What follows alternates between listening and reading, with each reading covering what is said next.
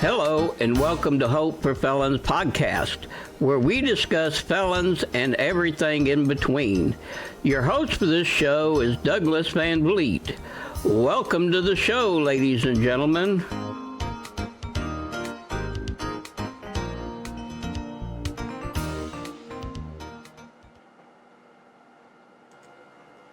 Hello. It's good to be back on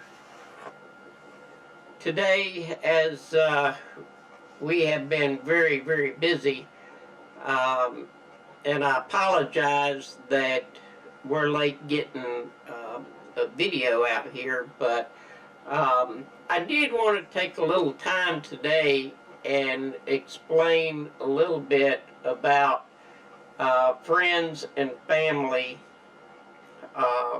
getting out of prison and what to expect. Let me close this here. I should have done that beforehand, but be honest with you, sometimes everything slips my mind. Anyway, when we talk about friends and family getting out of prison, recently I have a family, a husband and wife, which the man has been locked up for a long time. I think it's like 20 years or something like that. But his wife wants to try to help him, and he's going to be going through some of our transitional help to get him the help he needs before he returns home.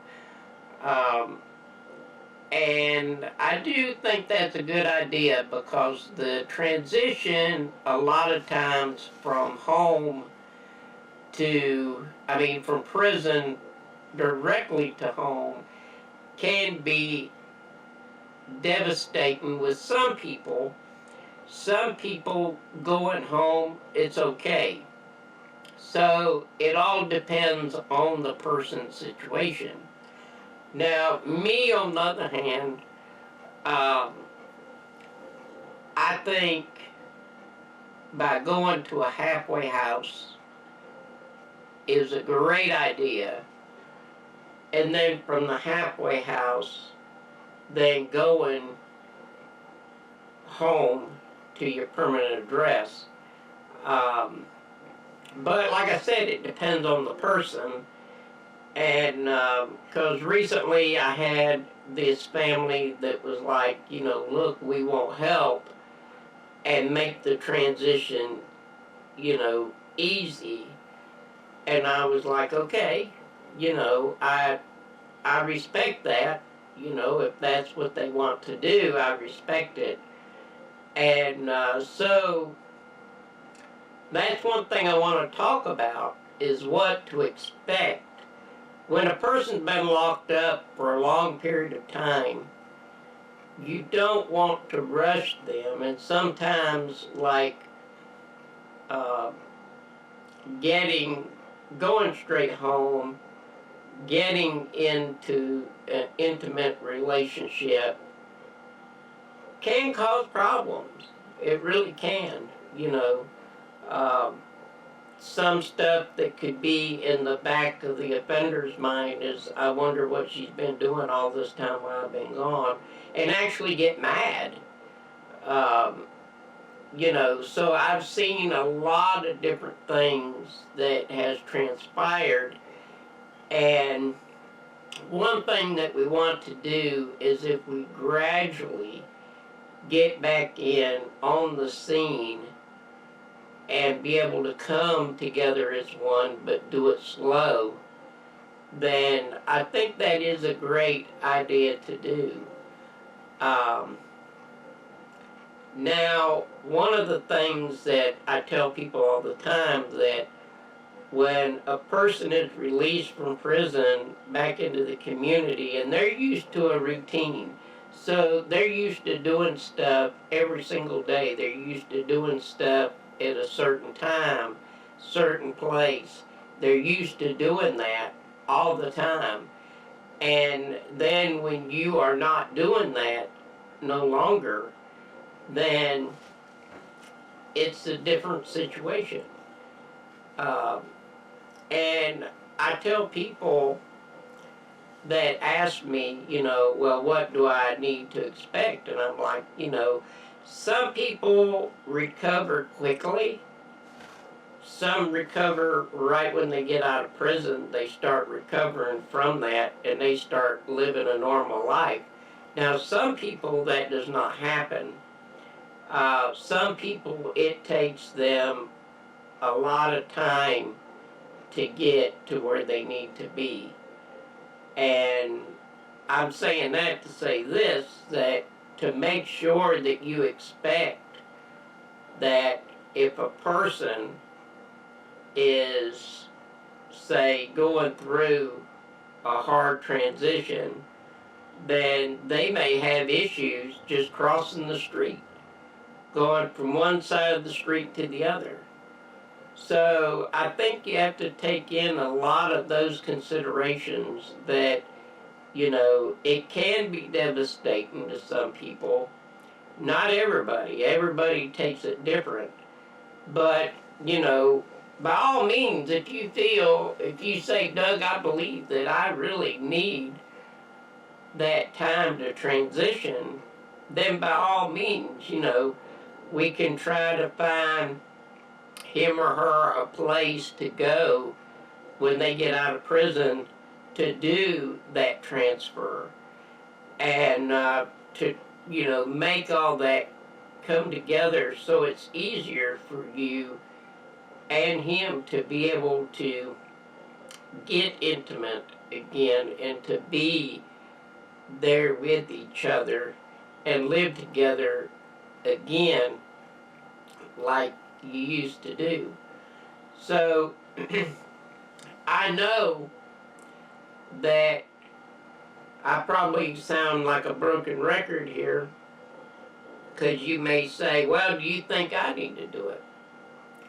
Well, it all depends on the person. How institutionalized are they really? That will have a lot to do with it. Now, if they're very institutionalized, then I would say yes. But if not, then I would say halfway house. Well, most of the people I deal with is federal inmates getting out of prison. So, by saying that, I would say that it would be good if you utilize the halfway house if you're in federal custody. Most people do. Most people like to do that. I've seen maybe 2, maybe 3 that decided not to take the halfway house, but the major majority, I push it, and in the long run they thank me for,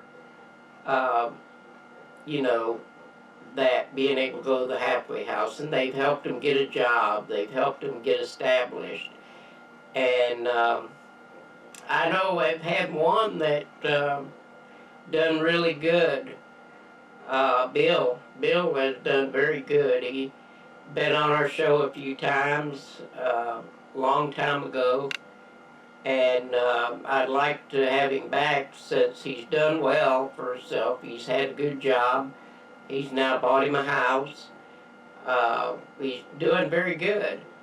So, I think really it's whatever you make it out to be. That's what it's all about. It's whatever you yourself makes, how hard you make it. If both of y'all can work together, that's awful great, but if you feel like you need that time, then you need that time. But like I said, everybody is different, and I've seen people that was just scared to death as soon as they went out those doors. They were scared to death and didn't know what to do. So, it really depends on the person. Being locked up for a long time is no joke. And a lot of times it hurts the offender more than it helps the offender by staying in for a long period of time. Now, I know that. And I try to tell, even when it comes up for parole hearings and stuff like that, where I sit on the board, I always tell them, I say, look, you know, these long years is not good for anyone. You know, they're like, oh, well, we're teaching them a lesson. Well, statistics has been anything over, I think it's 5 years, then is plenty enough for anyone to be incarcerated. Not 15, 20 years, because it really, after a certain amount of period of time, it does no good. All you're doing is housing them. That's all you're doing. They've gotten a routine, so a lot of them after that, they don't care until they get out. They don't care. So, I mean, that's one thing you really have to stop and think about. You really have to stop and think. And I just want to say that if you or your loved one needs help, then please contact us. The information is up here on the screen, so all you got to do is get in touch with us, and we'll do whatever we can to try to help you and try to get you, whoever it is that needs housing, and make sure that the transition is easy. And we will be having some classes coming in October. Sometime this month we will be doing some classes on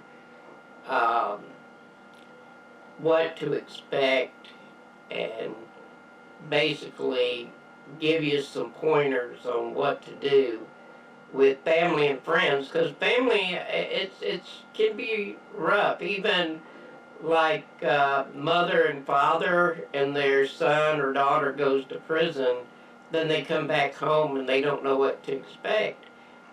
Some that's just been in for a year maybe and come out, they still struggle. They struggle with a lot because prison has so many different people, types of people in there. And I hate to say it, but some gets abused and some are treated badly. So, by officers and inmates. So, well, this is Doug, and I hope that you enjoyed today, and there is hope for Felons.